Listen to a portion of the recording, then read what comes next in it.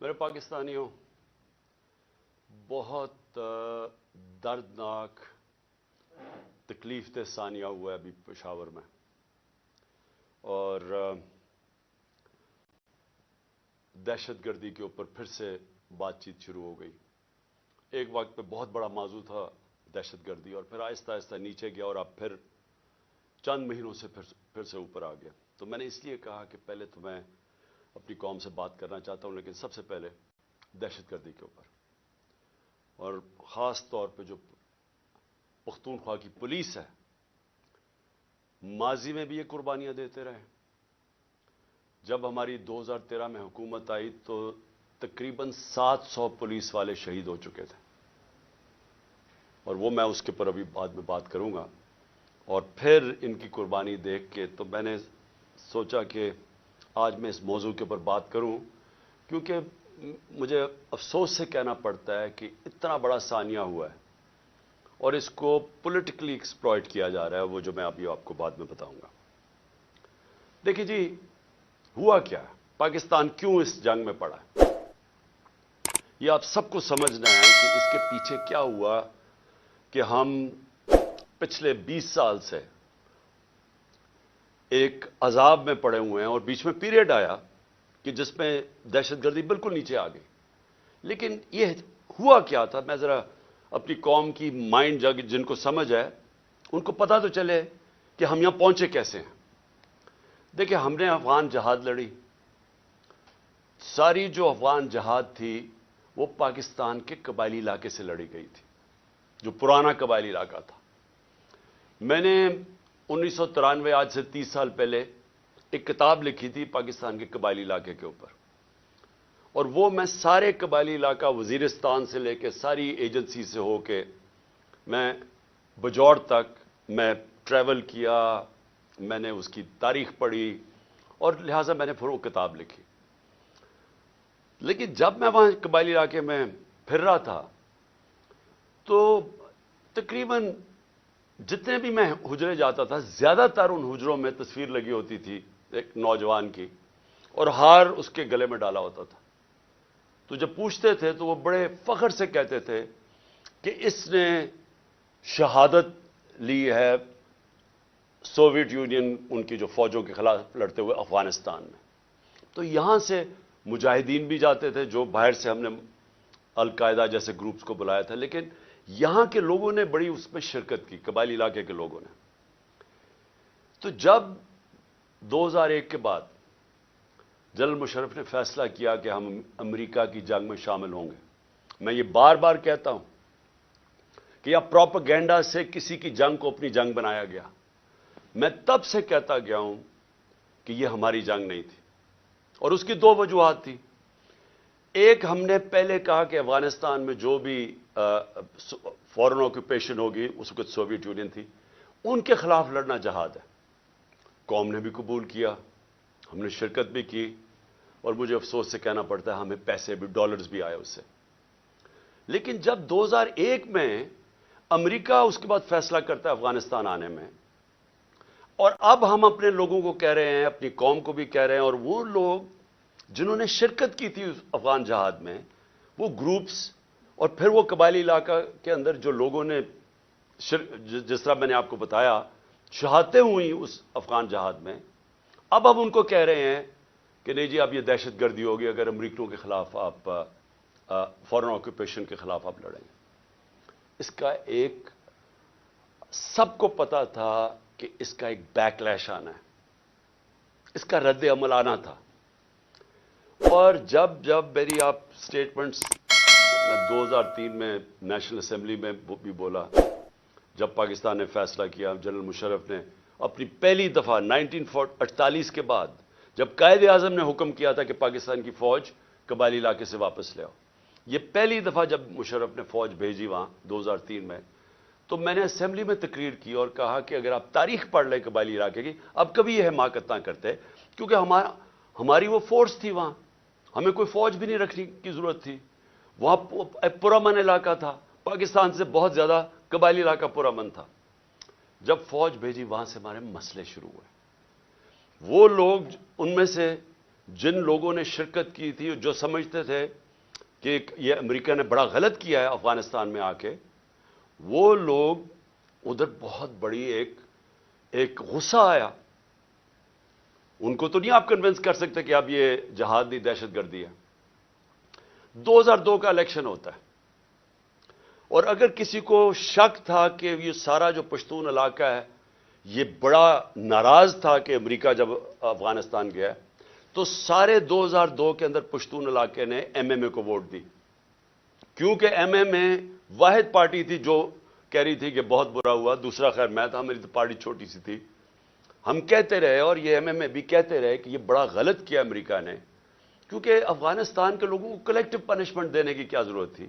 القاعدہ ایک گروپ تھا، لیکن ایک پورے قوم کو سزا دینا تو ایک بڑا ایک اس کے خلاف پاکستان کے اندر بھی بڑا عوام نے یہ پسند نہیں کیا، اور کافی غصہ تھا لوگوں میں، خاص طور پہ پشتون بیلٹ میں، کیونکہ وہ انہوں نے کنیکشن جو پشتون اس طرف ہے اور اس کا دوسری طرف قبائلی علاقے کا تو بارڈر ہی کوئی نہیں ہوتا تھا، ڈیورن لینڈ تو تھی کچھ نہیں، تو وہاں سے تو آمد و رفت رہتی تھی دونوں طرف. تو اس کا ایک ری ایکشن آیا، اور ری ایکشن عوام نے پشتونوں نے بتا دیا 2002 میں کہ وہ اس جنگ کے خلاف ہے. انہوں نے ایم ایم اے کو ووٹ دی، کیونکہ دونوں پارٹیز تو ڈرتی ہیں، بات ہی نہیں کرتی تھی امریکہ کے خلاف. یہ تو امریکہ کو اپنا وہ آقا مانتی ہیں، تو یہ تو بولی نہیں. تو جو بول رہی تھی پارٹی ایم ایم اے، ان کو قوم نے ووٹ دی، سارے پشتونوں نے. تو پتہ چل گیا کہ قوم کدھر کھڑی ہے. اب وہاں سے شروع ہوئی، جیسے جیسے ہم پڑھتے گئے امریکہ کی جنگ میں، وہ پھر وہاں دہشت گردی اس کا ری ایکشن آتا گیا. انہوں نے پاکستان کے خلاف جو پھر پہلی دفعہ 2004-05 میں ہم نے ٹی ٹی پی کا نام سنا. یہاں تو کوئی ملیٹنٹ طالبان نہیں تھے. جو جنگ لڑی تھی جو اس طرف مجاہدین اور طالبان نے، انہوں نے لڑی تھی سوویٹس کے اگینسٹ، تو یہاں تو کوئی ملیٹنسی نہیں تھی. تو آہستہ آہستہ پاکستان میں یہ دہشت گردی اور ملیٹنسی بڑھتی گئی. اور مجھے افسوس سے کہنا پڑتا ہے کہ میری طرح کے لوگ جب کہتے تھے کہ یہ بڑا غلط ہو رہا ہے، پاکستان کو نقصان ہو رہا ہے، مجھے طالبان خان کہا گیا. میں جب وہ امریکنوں کی جو افغانستان میں وہ کر رہے تھے، اس کو بار بار میں کہتا گیا کہ کوئی ملٹری سلوشن نہیں ہے، کیونکہ افغانستان کی اگر آپ تاریخ آپ پڑھ لیں تو آپ کو پتہ چلے گا کہ وہ کسی باہر والے کو ایکسیپٹ کرتے ہی نہیں ہیں. تو ادھر بھی کہتے گئے، تو وہاں اینٹی امریکن کا اور ہر قسم کی باتیں کی گئی. لیکن جو لوگ اس علاقے کو جانتے تھے، سب کو پتا تھا کہ یہاں جتنا آپ ادھر پڑھیں گے ادھر مشکلات ملک کے لیے بڑھتی جائیں گی. اب میں آتا ہوں کہ یہ پھر فاسٹ فارورڈ کر لیں. اچھا، اس سے پہلے میں کہوں گا ڈرون اٹیکس ہونے شروع ہو گئے، اور یہ 2006 سے ڈرون اٹیک 4 سے 5 سے آہستہ آہستہ بڑھتے گئے. ڈرون اٹیکس کیا ہوتا تھا کہ وہاں جا کے اٹیک کرتے تھے قبائلی علاقے میں، وہاں زیادہ تر بے قصور لوگ مارے جاتے تھے. وہ کیا بدلہ کس سے لیتے تھے؟ وہ آ کے پاکستان کی سیکورٹی فورسز پولیس کے خلاف بدلہ لیتے تھے. تو اس لیے میں نے ایک بہت واحد پولیٹیکل پارٹی جس نے ڈرونز کے خلاف دھرنا کیا، ہم نے پوری کیمپین کی، وزیرستان مارچ کی دھرنوں کے خلاف، یہ ڈرون اٹیکس کے خلاف. باقی یہ پارٹیز چپ کر کے بیٹھی ہوئی تھی اور ڈرتے تھے. آپ کو پتہ ہے ان کے تو پیسے باہر پڑے ہوئے ہیں، تو وہ تو ڈرتے ہیں بولتے ہوئے. جب آپ کی دولت وہاں باہر پڑی ہو تو خوف آتا ہے ان سے. اس کے بعد کیا ہوا؟ ہماری گورنمنٹ آ گئی، پختونخوا میں گورنمنٹ آئی 2013 میں. ہماری پولیس بری طرح ان کی کیجولٹیز ہوئی تھی، وہ ڈیمورلائز تھی. ہم نے پولیس کے اوپر پوری ریفارمز کی گئیں. آئی جی درانی صاحب کو ہم نے یہاں سے لے کے گئے مرحوم، وہ آئے وہاں، ہم نے پولیس کو ریفارم کیا، پولیس کمانڈوز کی ٹریننگ کروائی، پہلی دفعہ پولیس کمانڈوز کو ڈیولپ کیا. اور ادھر سے پھر فائٹ بیک ہوئی، اور پختونخوا کی جو پولیس تھی وہ پھر کھڑی ہوئی اپنے پیر پہ. اور اتنی قربانیوں کے باوجود انہوں نے ان کے اینڈ میں دیکھیں کہ ساری قوم کھڑی ہوگی پختونخوا کی پولیس کے ساتھ، کیونکہ انہوں نے پھر قربانیاں دی اور روکا دہشت گردوں کو. لیکن اصل میں دہشت گردی لڑی جاتی ہے انٹیلیجنس ایجنسی سے، اور قوم کی سیکورٹی فورسز لڑتی ہے. اور قوم کی سیکورٹی فورسز نے اینڈ میں قربانیاں دی. پتہ نہیں 6000 ہمارے فوجی شہید ہو گئے، اور ٹوٹل پاکستان کی 80,000 پاکستانی اس جنگ میں ہلاک ہوئے. اب آ جائیں 2018 میں ہماری گورنمنٹ آ جاتی ہے. ہم فیسیلیٹیٹ کرتے ہیں افغان طالبان کے ساتھ بات چیت اور امریکن اور افغان طالبان کے بیچ میں بات چیت. ہم کوشش کرتے ہیں کیونکہ ہمارا انٹرسٹ تھا وہاں امن ہوگا تو پاکستان میں اس کا فائدہ ہوگا. کیونکہ اس وقت جو پچھلی افغان گورنمنٹ تھی وہ پرو پاکستان نہیں تھی, وہ پرو انڈیا تھی, اور وہ حکومت ہمیں کوئی ہیلپ نہیں ملتی تھی. جب یہاں پاکستان سے تین گروپس آپریٹ کر رہے تھے, افغانستان اٹیک کرتے تھے تو وہ نہیں روکتے تھے. تو ہم نے پوری کوشش کی پہلے بات چیت کروائیں تاکہ امن ہو افغانستان میں.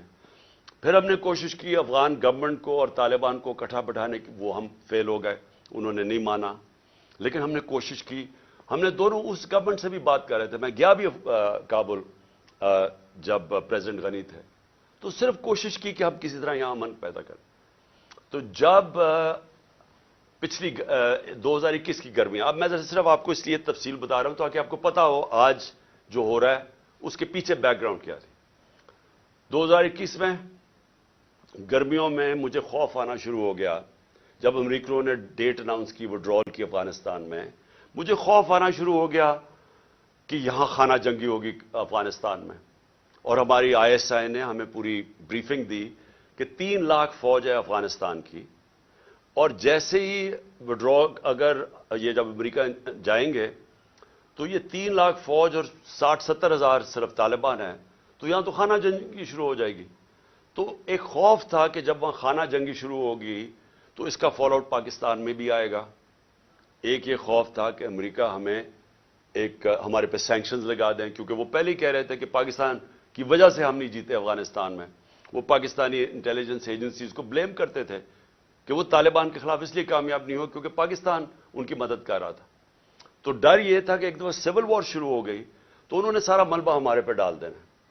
تو تب سے میں پچھلی یعنی 21 کی گرمیوں سے آپ میری سٹیٹمنٹس دیکھ لیں, میں کہتا گیا تھا کہ وہ جو 2021 اور 22 کی سردیاں ہیں وہ پاکستان کے لیے سب سے مشکل وقت ہے. اور اس کی ایک وجہ یہ تھی کہ مجھے خوف تھا افغانستان میں کیا ہوگا. میرا جنرل باجوہ سے کوئی اختلافات نہیں تھے, ہم ایک پیج پہ تھے. اس ملک نے بڑا فائدہ ہوا جبکہ پاکستان کی اسٹیبلشمنٹ اور الیکٹڈ گورنمنٹ ایک پیج پہ تھی.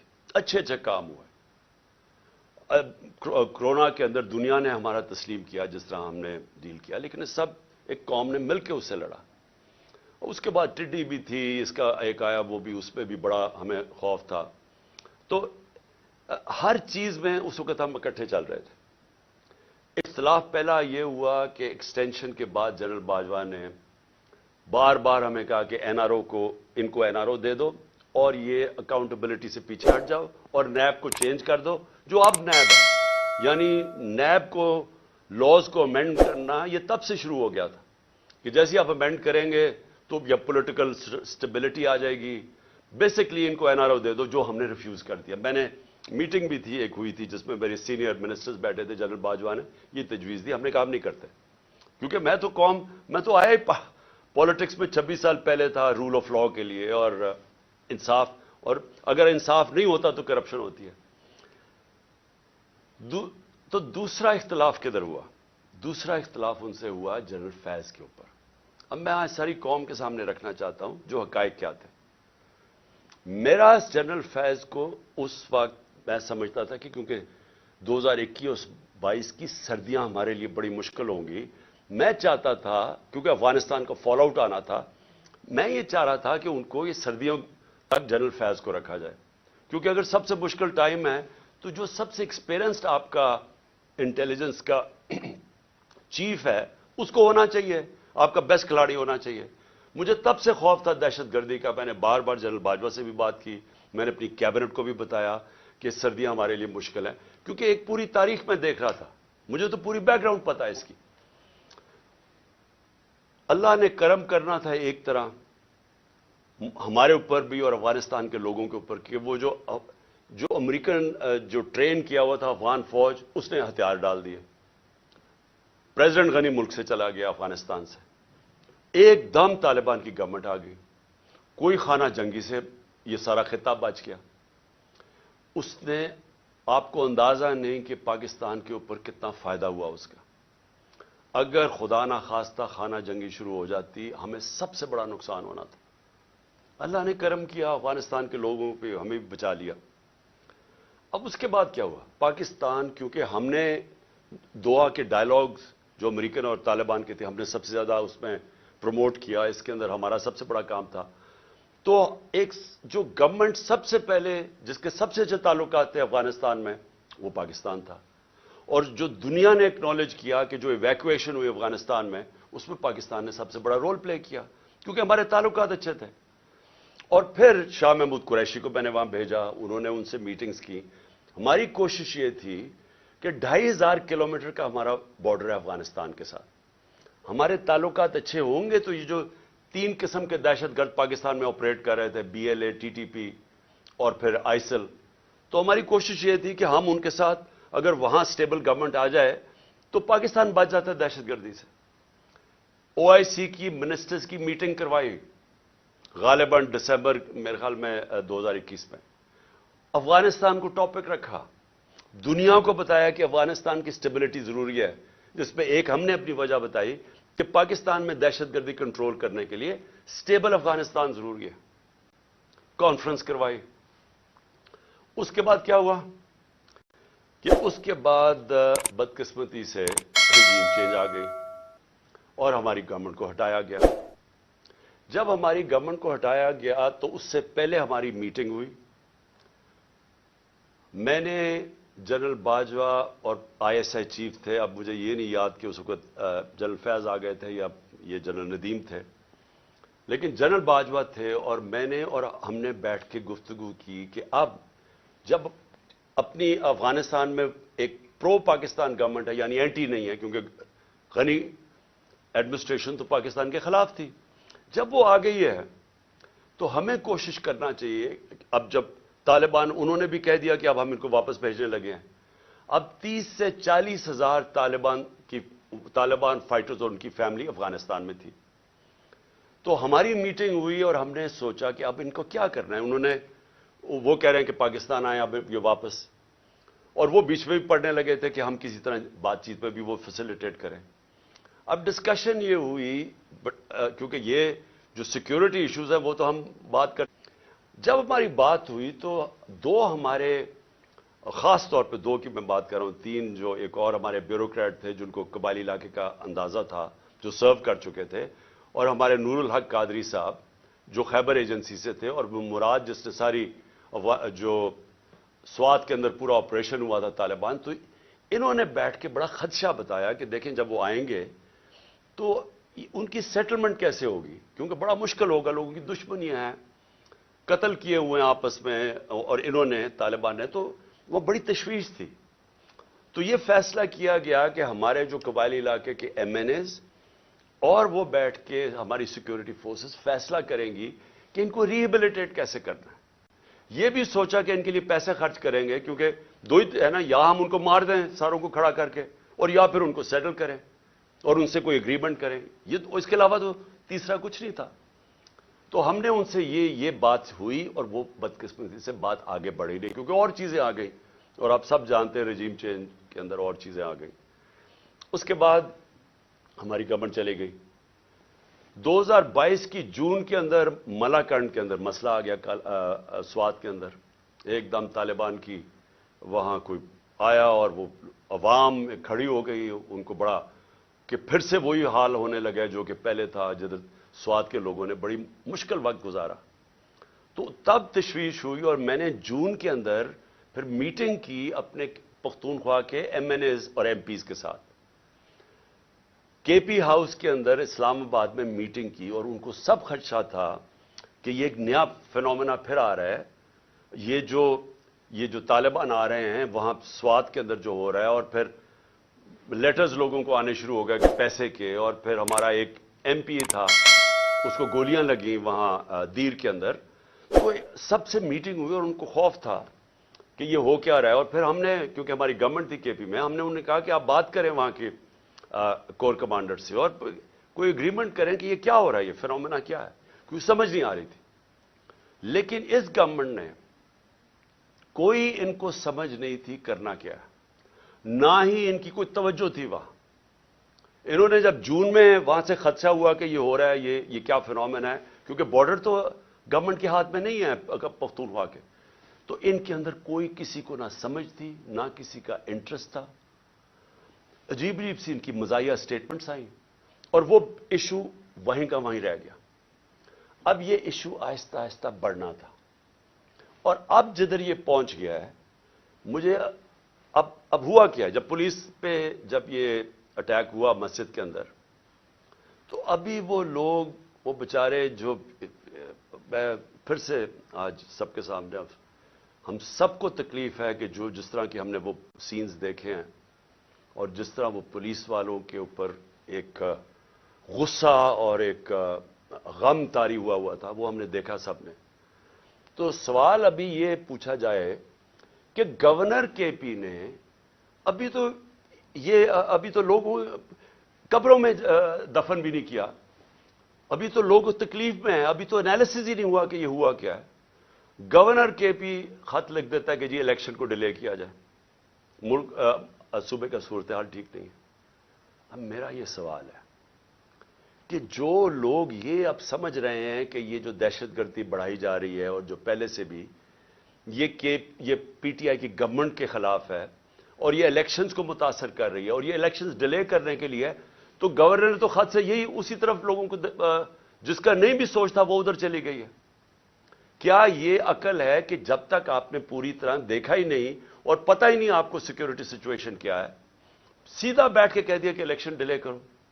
जो प्रो गवर्नमेंट के तज्जिया नगार हैं वो भी शुरू हो गए कि जी इलेक्शन डिले किया जाए। तो कुछ तो सोच लें कि लोगों के अंदर जो पहले खदशात है, एक ट्रस्ट डेफिसिट हुआ है केपी के अंदर। पख्तूनख्वा के लोगों को इत्मीनान चला गया है कि ये दहशतगर्दी है क्या। हम सब जानते हैं कि पीटीएम के क्या नारे हैं, और जब पहले से खदशे हैं तो ये गवर्नर स्टेटमेंट दे रहा है कि जनाब इलेक्शन डिले कर दे। तो मेरा सबसे बड़ा सवाल अब ये है कि आज मैं इस गवर्नमेंट और इनके लोगों से पूछना चाहता हूं कि जो हमें जिम्मेदार ठहरा रहे हैं, मैं ये पूछना चाहता हूं कि मैं उसका तो जवाब दे सकता हूं जब हम इख्तिदार में थे। जब हम इख्तिदार में नहीं हैं, ये कहना कि क्योंकि उस दिन दौर में इन्होंने ये किया तो आज ये हो गया। सवाल यह है कि हमारे दौर में क्यों नहीं हुआ। 2013 से हमारी गवर्नमेंट थी पख्तूनख्वा, जो सबसे बड़ा सूबा जो तबाही में थी।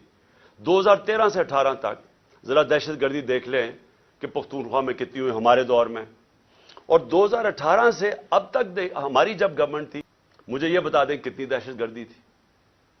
तो आज हमें यह कहा जा रहा है कि जनाब वो क्योंकि उन्होंने पता नहीं क्या, क्योंकि आज दहशतगर्दी बढ़ गई।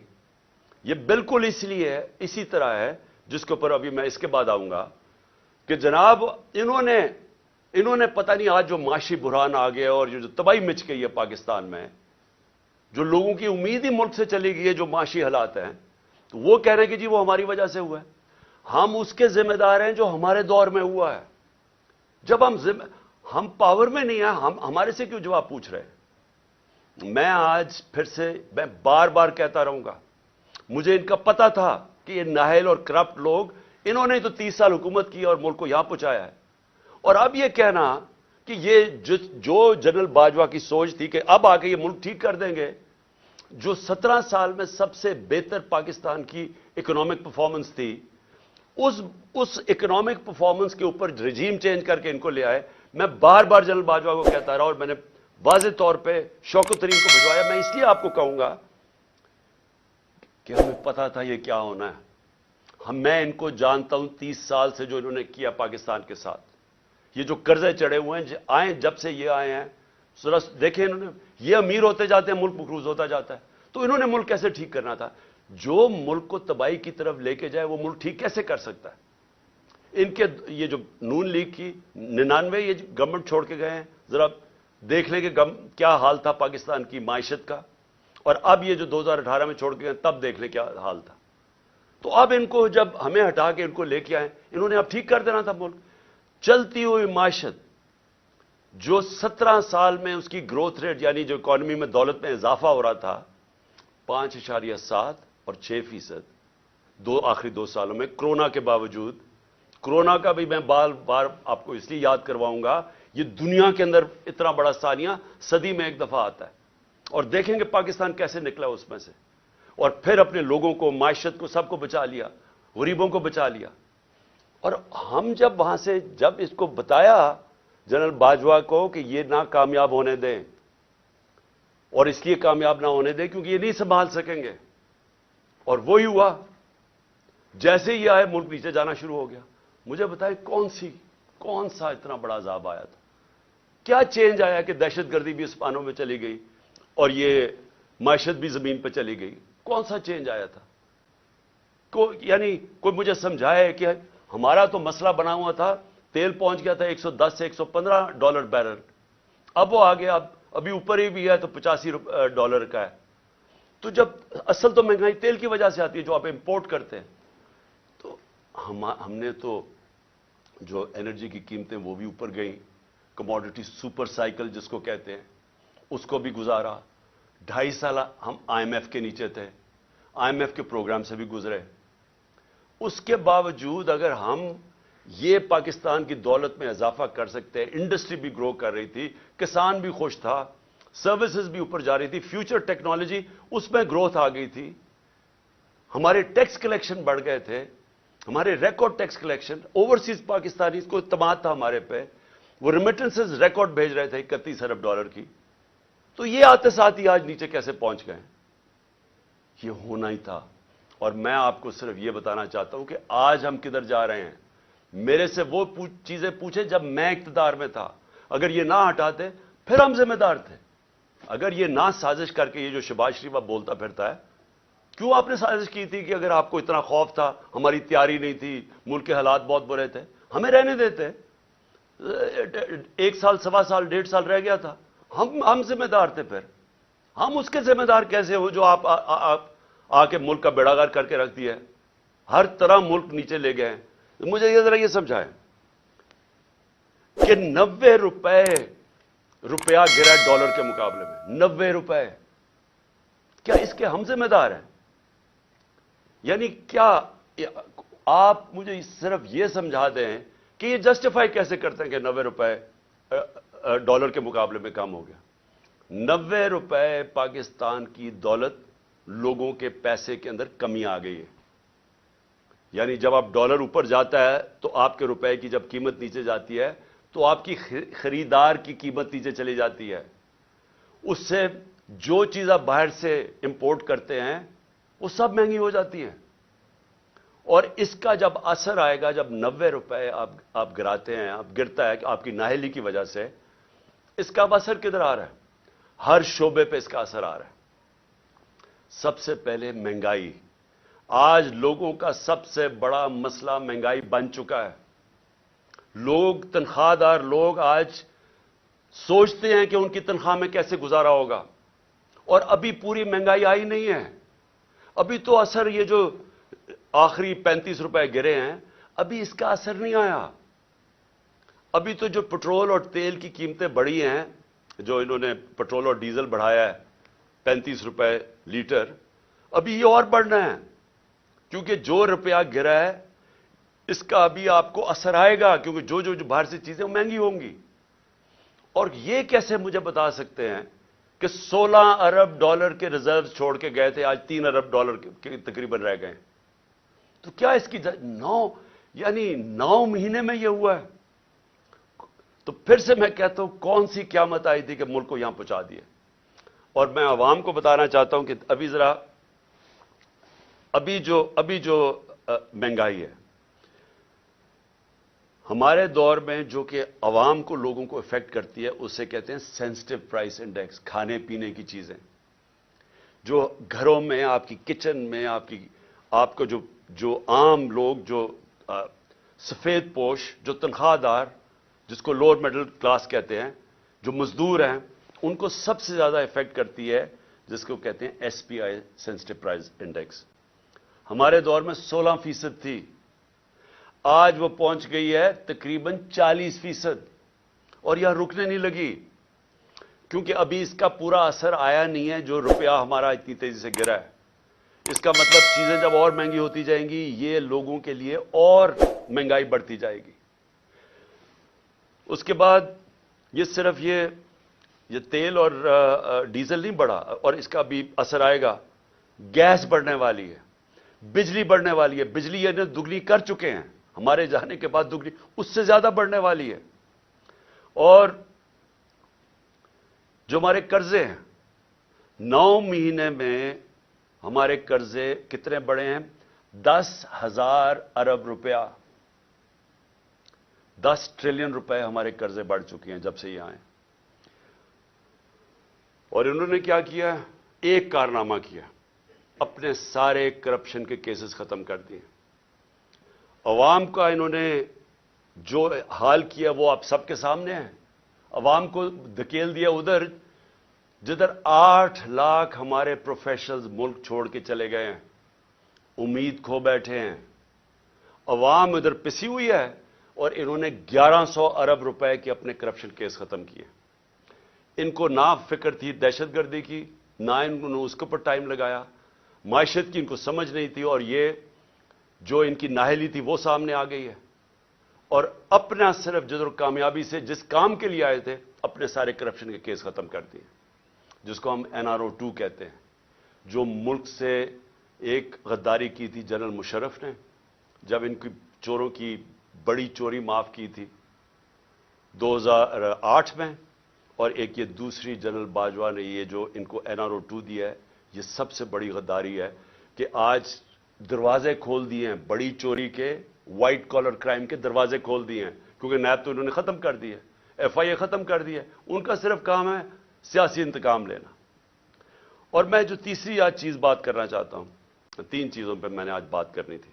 پہلے دہشت گردی پہ کہ وہ ہمیں ذمہ دار ٹھہرا رہے ہیں, اور دوسرا یہ معیشت پہ وہ نیچے گئے وہ ہمیں ذمہ دار ٹھہرا رہے ہیں. نہیں اتنی سازش کرنی تھی, اگر نئی کیپبلٹی تھی تو نہ کرتے.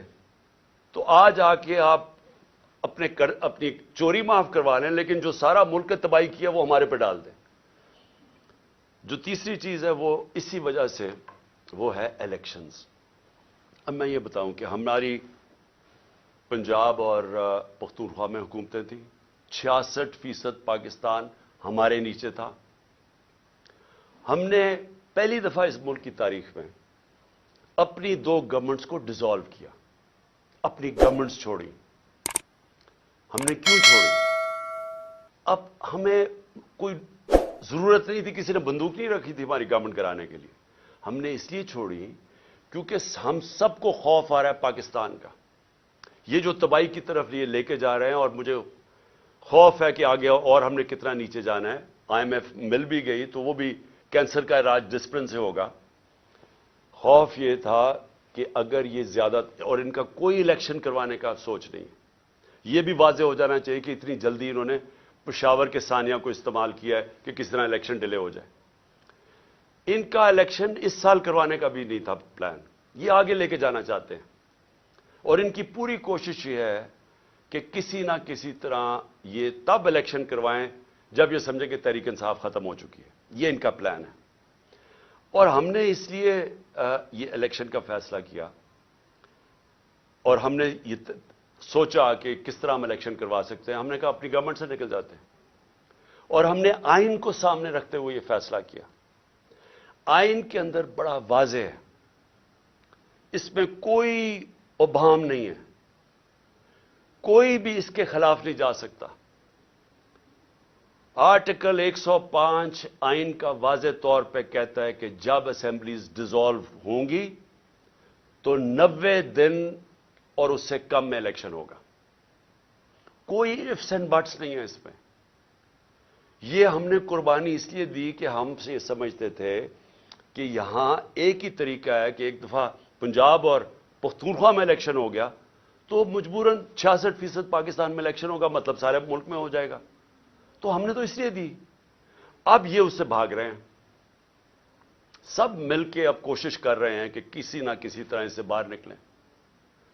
اب میں سارے پاکستانی کو بتانا چاہتا ہوں, اپنی ساری لیگل کمیونٹی کو بتانا چاہتا ہوں, اپنے وکلا اور اپنی عدلیہ کو بتانا چاہتا ہوں کہ جتنا بڑا یہ نقصان پہنچے گا اگر یہ کامیاب ہوگا 90 ڈیز سے آگے لے جانے کی, یہ وہی ہوگا لینڈ مارک جو کہ ایک دفعہ जस्टिस मुनीर ने इस मुल्क के अंदर रूल ऑफ लॉ को ख़त्म करके डॉक्ट्रिन ऑफ नेसेसिटी लेके आए थे। वो कोई नहीं भूला आज तक।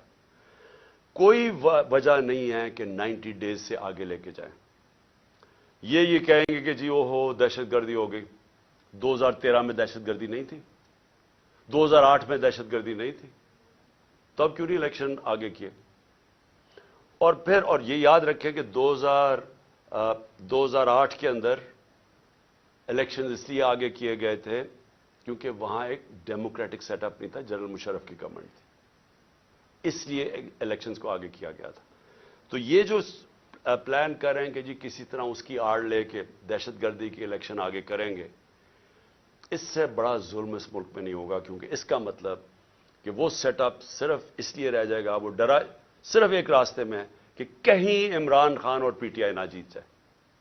और वो उन्होंने किया कि आइन की वायलेशंस तो भी शुरू कर दिए हैं। सबसे पहले तो एक जो आर्टिकल 105 है, गवर्नर ने क्यों नहीं अनाउंस की डेट अभी तक? ये डायरेक्ट आइन की वायलेशन है। जो भी 90 डेज से आगे लेके जाएगा उसके ऊपर आर्टिकल 6 लगेगा। और दूसरी चीज, जो इन्होंने केयर टेकर गवर्नमेंट्स बनाई है, ये बिल्कुल पाकिस्तान की आइन की वायलेशन है। आइन ने सिर्फ केयर टेकर गवर्नमेंट का सेटअप इसलिए होना था कि वो गैर जानिबदार होंगे, इम्पार्शल होंगे, ताकि इस गैर जानिबदार सेटअप ही सिर्फ मुल्क में साफ और शफाफ इलेक्शन करवाएंगे। यह मकसद था उसका। हो क्या रहा है अब?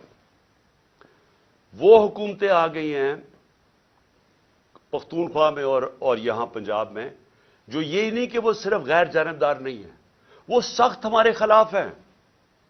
अभी से सारे कदम उठाने शुरू हो गए हैं, जो कि ये शहबाज शरीफ की हुकूमत भी ना थोड़ा सोच समझ के करती, क्योंकि जल्दी में है। अभी से हमारे ऊपर केसेस कदम जो फवाद चौधरी से उन्होंने किया, और फवाद चौधरी से क्यों किया? फवाद चौधरी का ये बताने की कोशिश कर रहे हैं कि हम इस तरह आपको जलील करेंगे, हथकड़ियां। वो कोई दहशतगर्द था, उसके मुंह पर कपड़ा डाल के लेके आ रहे हैं, उसको कमरे में यानी इतनी सर्दी के अंदर उसको कमरे में जमीन पे उसको सलवा रहे हैं। वहां कौन सा जुर्म किया उसने? आजम स्वाति से पहले ये किया, शहबाज गिल से पहले ये किया। ये लोगों को डरा रहे हैं कि ये हम कर देंगे आपके, ताकि आप चुप करके किसी ना किसी तरह हाथ खड़े करके तो इन नून लीग को इलेक्शन जीतते जाए। और तब तक ये नहीं करेंगे जब तक ये समझेंगे कि इन्होंने ये केयर टेकर लेके इसलिए आए हैं, हमारे ऊपर तशद्दुद करें, केसेस करें, जेलों में डालें, डराएं धमकाएं, FIRs करें, करप्शन केसेस करें। परवेज लाई के घर पुलिस भेज दी, कल कितनी गाड़ियां चली गई वहां उसके ऊपर। हमारे वो वर्कर्स के उनको पुलिस बुला के हरासा करना शुरू हो गई है कि तुम्हारे केसेस करेंगे, उनको टेलीफोन कर रहे हैं। तो क्या ये केयर टेकर करती है? क्या पाकिस्तान की तारीख में कभी केयर टेकर ने ऐसी हरकतें की हैं? मेरी JIT, अब जरा ये सुन लें, मेरी जो JIT बनाई हुई है, जो मेरे ऊपर कातलाना हमला हुआ, ये सोचें कि वो अभी नोटिफाइड है, पंजाब गवर्नमेंट ने नोटिफाई की हुई है वो JIT। उसको आते साथ ही सारे उसको नॉन फंक्शनल कर दिया, उसके रिकॉर्ड सील कर दिए। किस चीज का खौफ है? पहले वो 2 DPO गुजरात और ये जो CTD का SSP था, वो कॉर्पोरेट, वो हमारे नीचे ऑफिसर्स काम कर रहे हैं, वो पंजाब गवर्नमेंट की बनाई हुई JIT से वो कहते जी हम जवाब देनी है। उनको कहा फोन पकड़ाएं जिन्होंने आपने वीडियोस बनाई हुई हैं, नहीं जी हम नहीं देते। उन्हें कहा JIT के सामने, हम नहीं आते। कौन इनके पीछे है? कौन इतना ताकतवर है कि पंजाब पुलिस इतनी कॉन्फिडेंट हो जाए, इतना उसको इत्मीनान हो कि उनके पास कोई ताकतवर उनके फोर्सेस है कि एक्स प्राइम मिनिस्टर बड़ी पार्टी का हेड अपनी FIR ना कटवा सके अपने सूबे में। और फिर जिनको खौफ है, वो जो ताकतवर लोग जिनको खौफ है कि कोई चीजें ना सामने आ जाएं JIT की, वो सारे ताकतवर लोग पूरी कोशिश करें सैबोटाज करने की। लेकिन सैबोटाज करने से पहले क्या चीजें सामने आ गई हैं?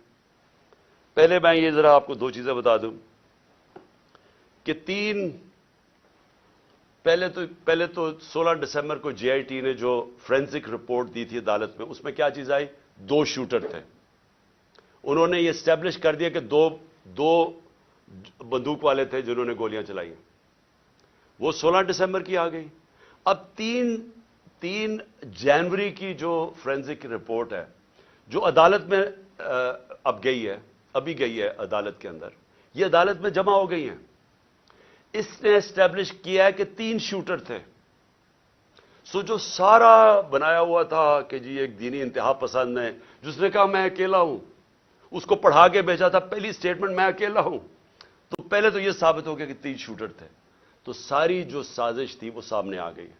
और 3 शूटर इस तरह थे कि उसकी गोलियां जो हम कह रहे थे, जो मैं भी कह रहा था कि ऊपर से मेरे गोली, छत से गोलियां, उनके गोलियों के खोल मिल गए जो इन्होंने आइडेंटिफाई किया जीआईटी ने, जो कि अब अदालत में जमा करवा दी।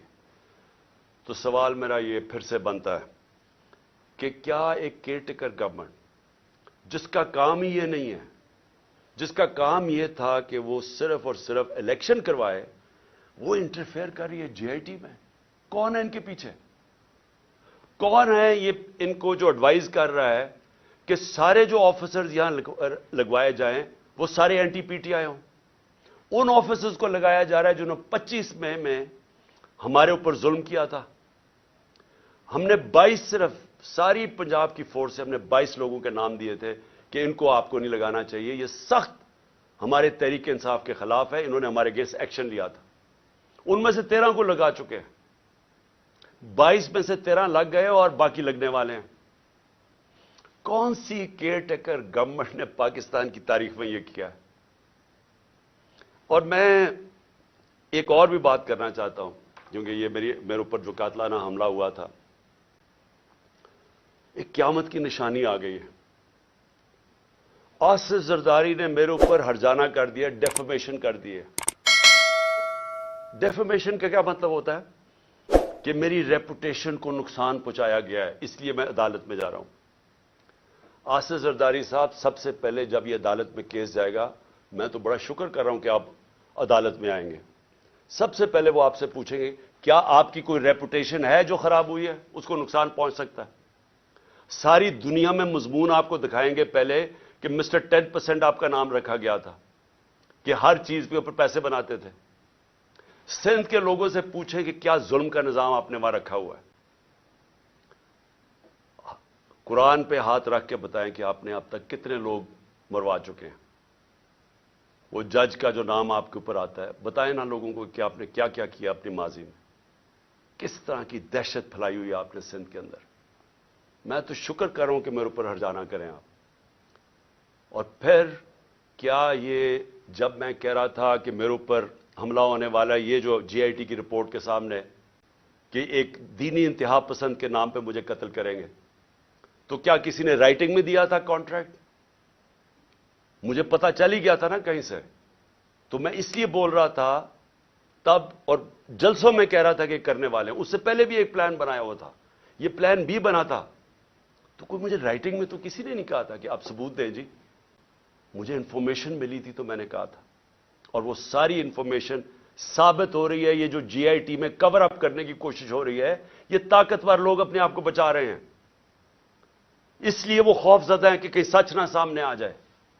और ये जो आसिफ जरदारी आपने जो गेम की है, ये एक स्प्लिंटर ग्रुप है दहशतगर्दों का। और मेरी इंफॉर्मेशन इतनी सॉलिड है, वो इतनी सॉलिड है कि वो उसमें जो जो मुझे डिटेल्स पता है कि कौन से वो एजेंसीज के ऑफिसर्स उसके साथ, आपके साथ मिले हुए हैं जिन्होंने प्लान किया है। पहले था एक कत्ल का प्लान है, उसको मैंने जब 4 नाम मैंने टेप पे रिकॉर्ड करके मुल्क से बाहर पहुंचा दिए, मुझे कुछ होगा वो नाम आ जाएंगे।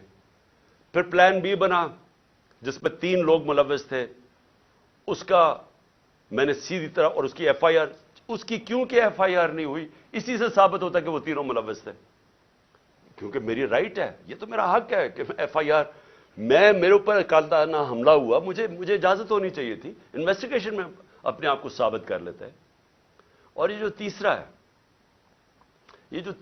जो ये प्लान इन्होंने किया हुआ है, अब ये दहशतगर्दी के नाम पे होगा कि पहले तो दीनी इंतहा पसंद ना, सलमान तसीर टाइप मर्डर, अब ये होगा कि जी दहशतगर्दी मुल्क में आ गई है, تو جی دہشت گرد کا خودکش حملہ ہو گیا اور عمران خان کو مار دیا۔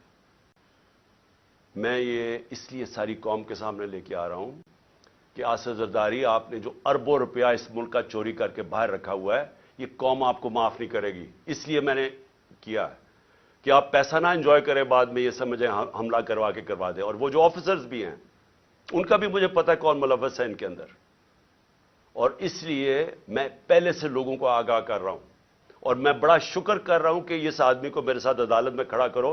میں اس کی پوری کتاب ہوگی، اتنی بڑی کتاب ہوگی بتانے کے لیے کہ اس کے پاس ریپوٹیشن ہی نہیں ہے ڈیفینڈ کرنے کے لیے۔ آخر میں اپنی قوم کو میرا آخری پیغام یہ ہے، یہ آج کی تقریر کا، کہ دیکھیں ایک ملک پھر سے یہ یاد رکھیں کہ ہم جس طرح جا رہے ہیں یہ ملک ہم تباہی کی طرف جا رہے ہیں۔ کیوں؟ کیونکہ ہمارا ایک بہت بڑا، جب پاکستان بنا تھا اس کے پیچھے ایک بڑا فلسفہ تھا، اس کے پیچھے قربانیاں تھیں، اس کے پیچھے ایک بڑی خواب تھی۔ اس ملک کو بنانے کے لیے ساری دنیا، مسلمان دنیا میں خوشیاں ہوئی تھیں۔ مجھے البینیا کا پرائم منسٹر ملا ایک دفعہ، اس نے کہا کہ ہم قائد اعظم کی تقریریں سنا کرتے تھے، اب وہ فوت ہو گئے، ہم ریڈیو پہ سنا کرتے تھے، اور نیلسن منڈیلا نے کہا کہ وہ قائد اعظم کی تقریریں سنتے تھے کیونکہ وہ سارے آزادی کی جنگ میں ملوث تھے۔ اور اس نے کہا کہ مٹھائیاں بانٹی گئیں البینیا کے اندر جب پاکستان بنا۔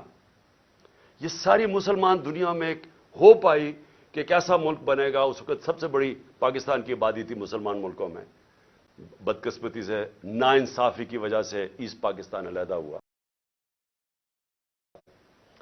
تو اس وقت سارے لوگوں نے امید لگائی ہوئی تھی کہ ایک ایسا ملک آئے گا جو لیڈ کرے گا مسلمان دنیا کو۔ ہم کدھر پہنچ گئے وہاں سے؟ ہمارے پاس یہ چور اوپر بیٹھ گئے، آ کے پیسے ان کے باہر پڑے ہیں، ملک کا ان کو کوئی فکر ہی نہیں ہے۔ روپیہ 90 روپیہ ڈالر مہنگا ہو گیا ہے ان کے 9 مہینے میں۔ ان کو کیا فائدہ ہوا؟ ان کو کیا نقصان ہوا؟ فائدہ ہی فائدہ، نقصان زیرو، کیونکہ ان کے ڈالرز میں پیسے پڑے ہوئے ہیں باہر، ان کے تو ڈالر اور ان کی ویلیو اوپر چلے گی، انہوں نے تو پیسہ باہر رکھا ہوا ہے، ان کو تو فائدہ ہو گیا۔ نقصان ہماری طرح کے پاکستانیوں کو ہو رہا ہے جن کا جینا مر رہا ہے یہاں۔ ان کے لیے تو عذاب ہو جاتا ہے، جی ای سی ایل پہ ڈال دیا، مجھے ڈالیں ای سی ایل پہ، مجھے کیوں نہیں فکر کہ اچھا جی ای سی ایل پہ ڈالیں گے تو مجھے بڑا کوئی مسئلہ ہو جائے گا۔ ان کو کیوں مسئلہ ہے؟ کیونکہ پیسے گننے ہوتے ہیں، پراپرٹیز باہر دیکھنی ہوتی ہیں، بڑے بڑے ہیرڈ جیسی جگہ پہ شاپنگ کرنی ہوتی ہے، بڑے بڑے باہر ریسٹورنٹس میں جب اتنا بڑا پیسہ آ جائے تو وہ خرچ بھی کرنا ہے نا، وہ پاکستان میں تو نہیں ہو سکتا۔ عذاب ای سی ایل پہ ڈال کے، مجھے ڈال دیں ای سی ایل پہ۔ جن کا جینا مرنا آج پاکستان میں ہے وہ سارے آج تشویش میں ہیں، غم زدہ ہیں، سب کو خوف آ رہا ہے آگے کدھر ملک جا رہا ہے۔ میں ہر پاکستانی کی بات کر رہا ہوں جو سمجھتا ہے کہ یہ ہماری ماں ہے، ہمارا ملک ہے، وہ سب آج ان سب کو خوف آ رہا ہے کہ جو ڈائریکشن میں پاکستان جا رہا ہے۔ اور میں پھر سے یہ کہتا ہوں کہ ہمیں وقت ہے ابھی بھی، اور ایک راستہ ہے بس، جو مرضی، میں آپ سے نہیں کہہ رہا، میں 8-9 مہینے سے ایک ہی بات کہہ رہا ہوں کہ یہ جو لوگ آئے ہیں اس سے نکلنے کا ایک ہی حل ہے، ایک فری اینڈ فیئر الیکشن کروائے جائیں جلدی سے جلدی، عوام کے مینڈیٹ سے گورنمنٹ آئے۔ جب عوام کی بیکنگ سے گورنمنٹ آئے گی وہ بڑے فیصلے کرے گی، یہ چوروں کی طرح نہیں، یہ چوروں کی طرح نہیں جو ڈرتے ہیں فیصلے کرتے ہوئے، کیونکہ ان کا تو مقصد ہی گورنمنٹ میں اور آنے کا، یہ ملک تو ٹھیک نہیں کرنے آئے۔ ان لوگوں کو جن کو پبلک بیک کرے گی، پبلک مینڈیٹ سے آئیں گے، وہ بڑے فیصلے کریں گے۔ جب وہ بڑے فیصلے کریں گے اس فیصلوں سے یہ ملک نکلے گا اس بحران سے۔ یہ صرف انتظار کر رہے ہیں۔ میں ختم کرتا ہوں، کرکٹ سے ختم کرتا ہوں کیونکہ میری بڑا زندگی کا حصہ تھا کرکٹ۔ یہ میچ ایسا ہے، یہ میچ کھیلنا چاہتے ہیں ان کے اپنے امپائر، اپنے سلیکٹروں، اپنی پچ ہو، اپنا تھرڈ امپائر ہو، قانون یہ بیچ میں میچ کے بدلتے رہے، دیکھ رہے ہیں نا دوسری ٹیم شاید جیت نہ جائے، قانون بھی بدلتے ہیں، قانون بھی گیم کے یہ بدل رہے ہیں، اور جو مخالف ٹیم ہے اس کے کیپٹن کو یہ جیل میں ڈالنا چاہتے ہیں، اس کی اچھے پلیئرز کو یہ ان کے اوپر مقدمے کر کے ان کو باہر رکھنا چاہتے ہیں ٹیم سے، باقی جو ٹیم ہے ان کو کوئی پولیس ڈنڈے شنڈے مار کے کسی کی ٹانگ توڑ دی، کسی کا ہاتھ توڑ دیا۔ اوپر سے جب یہ سمجھے گے نا کہ اب یہ ٹیم بالکل ہی اب نکارہ ہو گئی ہے، تو پھر وہ 12th مین جو باہر لندن میں بیٹھا ہوا ہے وہ جب سمجھے گا نا، وہ اتنا ڈرپوک آدمی، وہ صرف تب واپس آئے گا جب وہ سمجھے گا اب ٹیم قابل ہو گئی ہے کہ جناب میں اب نیلسن منڈیلا کہ اب میں جیتوں۔ ایسے ہونا نہیں لگا، کیونکہ ایک اور امپائر ہے مالک یوم الدین، وہ فیصلہ کر بیٹھا ہے آپ جو مرضی کر لیں، میچ آپ نے ہارنا ہے۔ پاکستان زندہ باد۔